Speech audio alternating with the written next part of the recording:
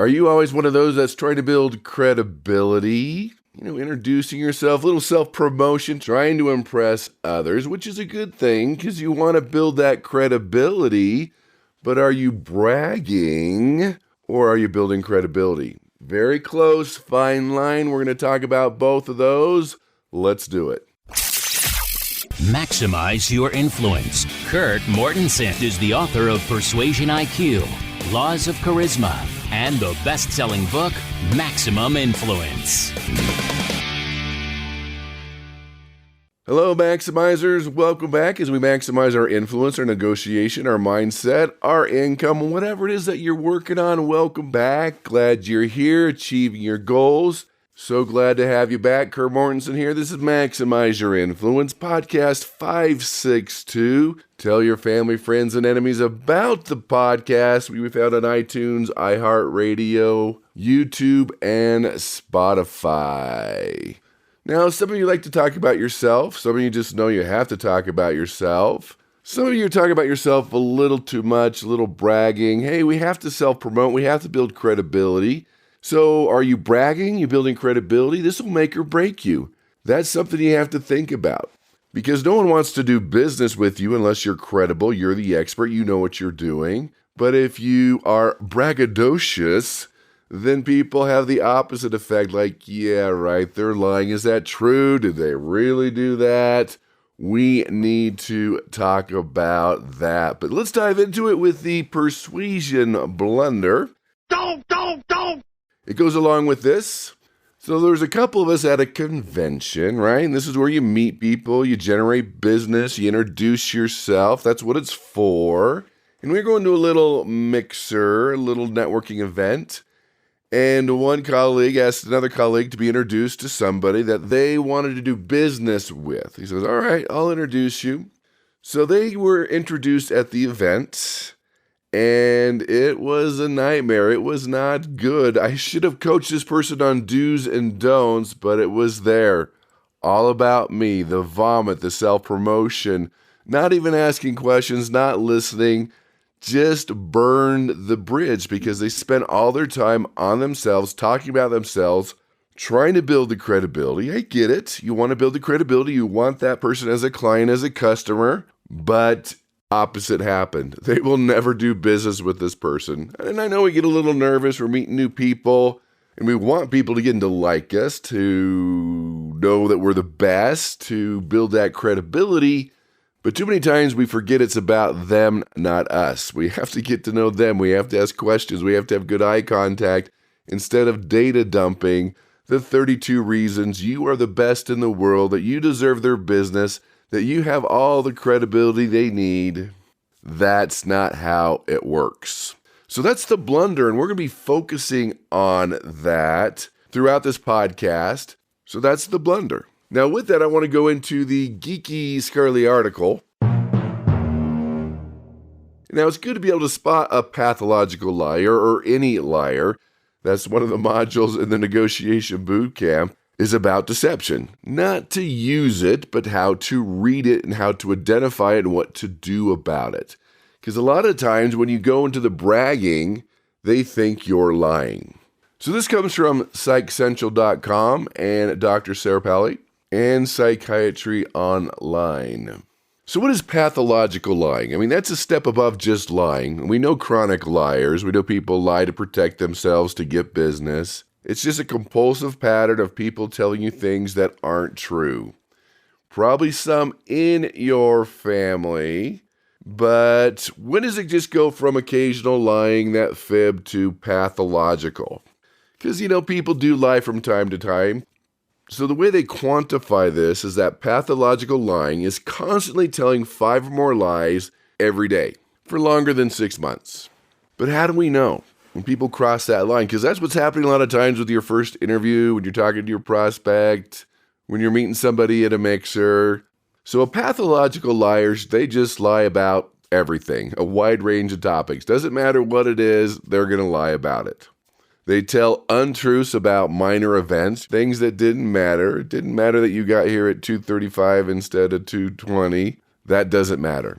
And the big one is they have this undeterred fear of getting caught. They don't care. They're going to keep going. You can call them out. You can catch them. You can prove them wrong. They're going to keep going. And for some reason, psychologically, they experience a rush when they do get away with that lie. That's exciting. That's fun. That's dopamine for them. That's why it keeps happening. They need it more and more. And that's why those lies continue to happen. Now, Dr. Zrinchik is quoted in the article. He says, it's a sign when someone consistently tells stories about extreme, abnormal, or unlikely events that they were involved in. Just crazy things that most people are like, there's just no way. Really? You killed a bear with your bare hands? You caught a 20-foot gray white shark? Really, you've been to the moon. Maybe not that extreme, but that's what happens. So when they start telling these stories, you're going to get these extensive, unrequested details. It's going to be like a fantasy, these dramatic narratives. And you're going to notice changes in the story. Well, wait a minute, you said you did this, and then there's going to be a conflict over here. And then you're going to confront them, they're going to get defensive, and they're going to dodge those questions and give you vague answers. And they'll probably even gaslight you. Now, if you don't know about gaslighting, go back to the archives. We did a whole thing on gaslighting, but they make you feel dumb, that you're wrong, that you perceived it wrong, that you heard it wrong, that it's you, but you're like, no, I'm pretty sure that's you. So they like to talk, and while they're talking, they're lying, but they don't walk the walk. Their words and actions are incongruent, and they might even do it to you. Like it's a member of the family, and they're telling you a story that you went through, and you're like, that's not how it happened. And you got to follow your gut, your instinct, your intuition on this one. You're like, no, that's not how it happened. Here's the crazy thing. One study found that about 13% of people identified themselves as pathological liars. And another interesting thing, pathological liars often believe their own lies. So how do you handle this? Just know that's who they are. They're lying sacks, as they used to be called. Just stay grounded. You know your reality. You know what's going on. If you have to have the relationship, like they're a member of the family, your coworker, just go with it. Smile. Don't believe them. Adjust your expectations when they talk to you. Either it's a lie or it's about 10% true. Set boundaries. If it's really bothering you, don't talk to them. And one thing you can do too is prepare yourself mentally. All right, this is going to happen. I have to put in the time. And just have fun with it. If you really want to take a deeper dive on just regular deception, like you'll find it in a negotiation or a persuasion encounter, those are also in the archives at maximizeyourinfluence.com. And that's also the place to find the links to these articles, your free persuasion IQ assessment. So that brings us to our weekly email. Oh boy! This comes from James, South Carolina in the United States. Remember, if we do use your email, you get the gold version of influenceuniversity.com for free. It could be a joke, it could be a suggestion, it could be content, it could be just a question. So James is talking about, he went to a networking event, and this is what he says. I usually go to a networking event about once a month. I try to get clients and customers, but I feel like I'm bragging and turning them off. How do I build that credibility without turning them off? Please help. I need to persuade with power. All right, James, I'm sure you're persuading with power in certain categories, but let's work on this one. Let's talk about the science of self-promotions and why we do it. So we like to promote ourselves. We like to boost our self-esteem. We like to present ourselves in a favorable light. You can think about meeting someone for the first time, especially on a date or a networking event. It's a human drive to put us in a favorable light.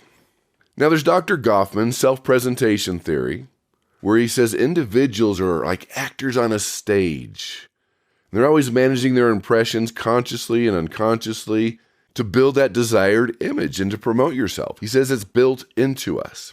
Dr. Fessinger, we've talked about with cognitive dissonance theory, he calls it social comparison, where we constantly evaluate ourselves by comparing ourselves to others. So we do self-promotion to position ourselves favorably in those comparisons.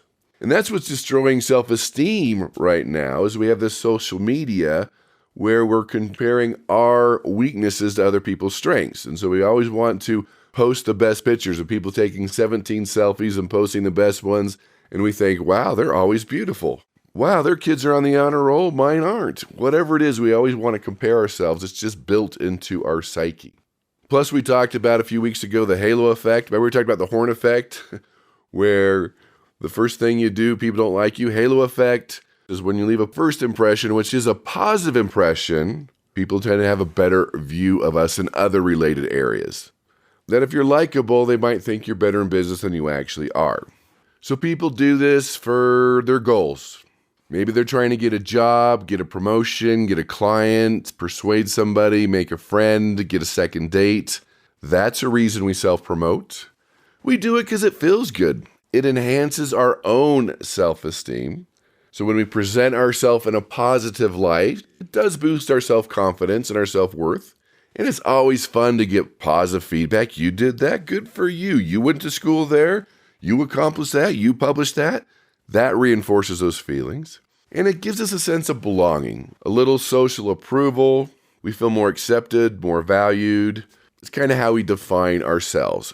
So understand it's built into human nature. It feels good. It boosts our self-esteem. It helps us achieve our goals. So we need to do it. We just need to do it in the right way. So are you bragging or are you building credibility? That's what you have to ask yourself. So how do we do this? Again, not bragging. We can do a little self-promotion, but we want to come across as credible. Now, the best way to do this, top of the list, is have somebody else do it for you. We'll call them a wing person, have them introduce you, say, hey, this is so-and-so. They're famous for this. They're good at this. They're an expert at this. This is what they do. They will always believe somebody else before they believe you. That is the key. Try to get someone else to do it. If you're speaking at an event, having a bio on the back of a program, that's technically somebody else doing it for you, even though you wrote it. And that's what I learned as a professional trainer, professional speaker. You get to these events, you're speaking 90 minutes, you've never met these people before, you want to build your credibility, you're like, oh, hey, my name's Kurt Mortensen. I'm a best-selling author, here's my books. Published in 24 languages. I've done this in over 20 countries. Here are my degrees. Here are my awards. Here are my successes, right? Building credibility. No, you come across as a braggart. I'm like, man, you can't connect with the audience when you're coming across as arrogant or condescending. So I quit doing that, right? I didn't want that with my audience. And now they're like, who is this person? What do they do? Why are they here? Why are they speaking to me? Why are they the expert? And I'm like, is this a no-win situation? Here's the solution I found. It makes no logical sense, but it works. I type up what I want to say. I hand it to somebody else. They read it. Now it's okay. So you can coach the person what to say, the specific things that you want them to highlight. But the biggest one, most important, if you can, have somebody else do it. If I was leading a new team and that team had never met me before and I wanted to build credibility, I would probably have the CEO send an email why they chose me, why I'm qualified. If I couldn't do that, the next best thing is I'd probably build some qualifications and brag a little bit in stories. Well, while I was at Harvard, or while I was working on my graduate degree, or let me tell you what happened at this last company.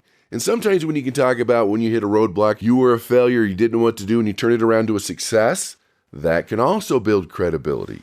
So if you can just slowly reveal your qualifications, your achievements, your expertise in relevant context. In a professional setting, you could say, well, in a previous role, I led a project. We had 15% increase. This is where I failed. This is where I blew it. This was my success. If you're just in a casual conversation, based on my experience level, what I found, give them a valuable tip, teach them something new, and be modest about it. Another key, for example, like in a networking event, ask questions about them, what they do professionally, their expertise, what they've done. And when you plant that seed, there's a reciprocity or an obligation factor there where they're going to ask you. And when they ask you, you have full permission to brag or at least build that credibility. And as you're doing this, remember the law of connectivity from Maximum Influence, or even Dale Carnegie from How to Win Friends and Influence People. Build those real connections. Be a good listener. Have engagement. You have good eye contact.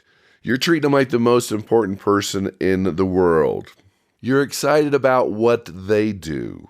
You're name dropping of people you know that they want to know. You're name dropping of people that you both know. You're offering to help and serve them. Hey, I can help you with that. What are you working on right now? How can I help you? Share resources, share insights, share your willingness to mentor them, offering guidance. It's all about that connection. When you have that relationship, they want to get to know you more, and it seems more like credibility than bragging. When you have that relationship, you like them, you've cared about them, you know similar people, you know people that they want to get to know, that opens the doors to influence and credibility. And then always know, when we talk about credibility, you can borrow credibility. Now, eventually, as we know, you need to earn it. You got to prove your worth, but up front, you can borrow it, sure. Testimonials, endorsements, recommendations, borrow it, do it. Ask satisfied clients, colleagues, supervisors for feedback, endorsements, testimonials. Hey, when an infomercial fails, what do? Add more testimonials. Again, I know it's not fair. I know you don't like to hear this. People always believe other people before they believe you. Before you go to the restaurant, you look at the reviews, other people. A lot of them probably their aunts and uncles and family, but you still look at the type of testimonials and the quantity of testimonials. LinkedIn recommendations, website testimonials, get endorsements, referrals, any type of positive feedback is very helpful for you to build your credibility and not come across as braggy because, again, somebody else is saying it. And on testimonials, when you do ask for, make it easy. Pull out your camera, write it for them. You're like, what? Write it for them? Sure. Happens all the time. Say, hey, let me write you 2 or 3 samples, send you 2 or 3 samples, adjust them, fix it up, change it up, and they'll change a few words. You made it easy. They made it theirs. You get to use it. Because a lot of times when you do ask for a testimonial, you get the craziest things. Coach them on what you're looking for, how much money they made, what success they have, the changes in their life. Depends on your industry and your country, on what you can have them say, but borrow credibility. If you're going into a low credibility situation, please borrow it. That can build up what we call the social proof, the social validation, and that makes a big difference. But again, during this whole process, be likable. You're not looking at your cell phone. You're not looking around. You're doing anything you can to boost their esteem. Remember the law of esteem. Bottom line, you boost their esteem, it opens the doors to influence. You don't care about their esteem, it closes their door. So that's just a function of being likable, asking them questions, asking them advice, asking them what to do.